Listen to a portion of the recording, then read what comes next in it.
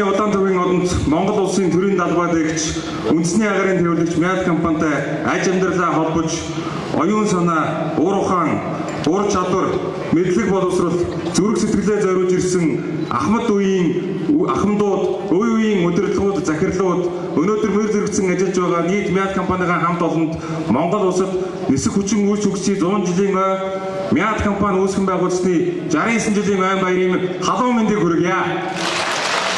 2024 он бол Мяд компани 69 жилийн дугуйнд хамгийн өндөр үзүүлэлттэй жил болж өнгөрлөө. Бид 4218 нэсгээр нэг сая 155 мянган зорчиг тээвэрлж 945 орчим тэрбум төгрөгийн орлого олсон юм сайхан жил болж өнгөрлөө. Одоо энэ амжилтуудыг бид нар жилийн жилд дахиад эвдээд явна. 2025 онд бол 4513 нислэг хийгээд 1.3 сая зорчиг тээвэрлэе. Бас нэг их 80 төгрөгийн орлого олъё гэсэн зорилтыг тавьсан ажиллаж байна. За энэ 2025 онд бид 4 шинэ чиглэлийг нээж шинэ чиглэлийг нээж одоо ард иргэдэд үйлчлэхэд бэлэн болоод байна.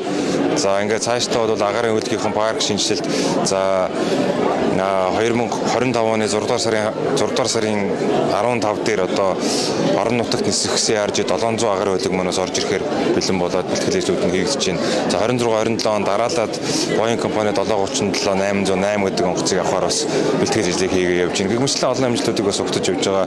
Цаашлаад энэ Монголын агарын тээврийн зах зээлд бол одоо гол тоглогч нь Мяд компани хэвээрээ үлдэнэ.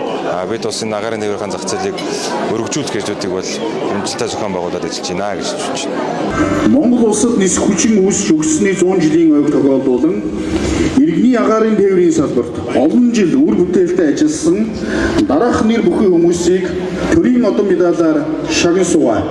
Зэрлэг буулгасан Монгол улсын ерөнхийлөгч Ухнаагийн хөрс зүх.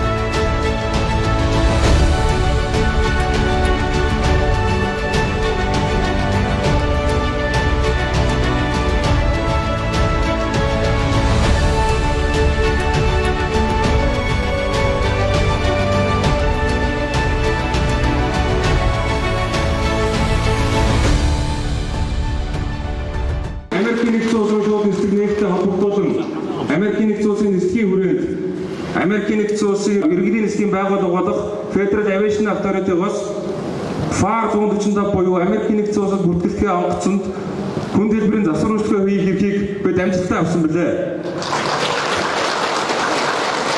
Мөн өнгөрсөн онд олон улсын агарын тээврийн холбооны өдөрт зөвлөлийн гишүүнээр миний бие сонгогдсон маань Мяд компани хамт олонны маань хүч уран зориг байсан юм шүү. Ингээд энэ амжилтанд хүрэхэд үе үеийн удирдлагууд, үе үеийн ахмад наснууд Мяд компани хамт олон ажлуудын хөдөлгсөн хуруу хөдөлгөөх нь хүс байсан юм шүү гэдгийг та бүхэндээ дахин бахархалтайгаар хэлье. Мяд манай компани бол олон улсын нислэг одоо ялангуяа одоо олон орнуудад нисэж байгаа. Тэгээ энэний нэг одоо хамгийн тод жишээ нь бол удахгүй ингээ Америкийн нэгдсэн улсад анхны хаяллыг хийх гэж байна. Тэгээ энэ ч одоо утгаараа бол олон улсын нисхийн одоо хяналтын байгууллагаас одоо шалгуулж дөрөв гэсэн одоо үнэлгээ авсан. Одоо тэр бол хамгийн сайн үнэлгээ гэж 4 од гэсэн үнэлгээ авсан юм лээ. Тэгээд цаашлаа бол иргэний агарын үндэсний компаниудыг либералчлах бодлого бас төрөөс баримталж байгаа. Үүнтэй холбогдуулаад бас олон одоо нислэгийн хувийн компаниуд байна. Тэгээд эдгээр Монгол улсад бас нэлээд хөрөнгө оруулж байна. Тухайлбал одоо хамгийн сүүлд Хүнүү Айр компани Монголд одоо Бразил улсад үйлдвэрлэгдсэн Embraer 195 гэдэг 136 хүний судалтай бас нислэгийн орон зайн хувьд бол одоо нэлээд хол замтуулах юм шинэ онгоц оруулж ирсэн. Ингэснээр бас Монголд бас төр хувийн хвшил одоо хамтарсан ийм одоо хөрөнгө оруулалт цаашдаа бол одоо Монгол Улсын засгийн газраас дэмжиж аливаалахаар одоо татвараас чөлөөлөх мөн одоо иргэний агарын дотоодын аялал жуулчлалыг хөгжүүлэхэд бас илүү их анхаарал тавьж байгаа. Олон газруудад одоо нис хонгоцны буудлал барьж байна.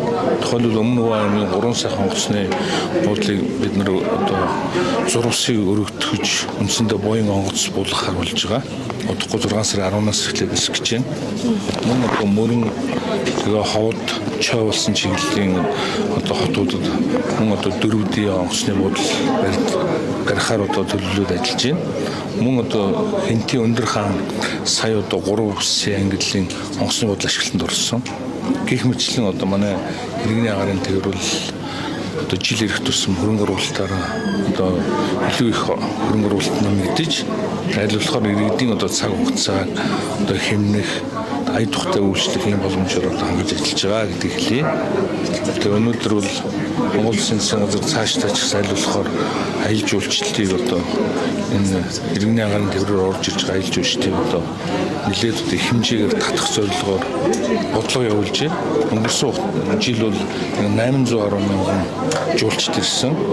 Тэгээд одоо бол бид нар ингээд далан задгаад мөн одоо мөрөн хотуудыг олон улсын одоо онгоцны буудлал болгосноор шууд одоо гадагшаа нисэх шууд одоо орон нутагт буух юм боломжийг бас бүрдүүлж өгч байгаа. Намайг Батболтын Синдэр гэдэг. Би Мят компанид одоо 2025 он хүртэл гэдэг чинь 26 дахь жилдээ ажиллаж байна. Манай нөхөр заримдаа хэлдэг хөрсөн дээрээ бууж амьдраарай гэд хаяа тоглолдог байхгүй. Тэгэхээр бид нар ер нь бол шүн хүмүүсийг унтчихад 2 цагт ч юм уу 3 цагт ч юм уу 4 цагт ч юм уу босоо явдаг.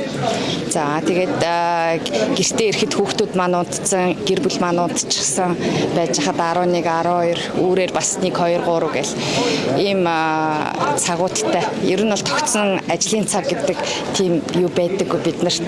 Одоо бусад хүмүүс шиг тийм режим байдаггүй. Одоо хөдөлмөрөө үнэлүүлээд төрөөсөө ингээд шагнуулж одоо медаль хүртэх бол өөр юм байна. Үнэхээр өөр юм байна. Сэтгэл аягүй өндөр байна.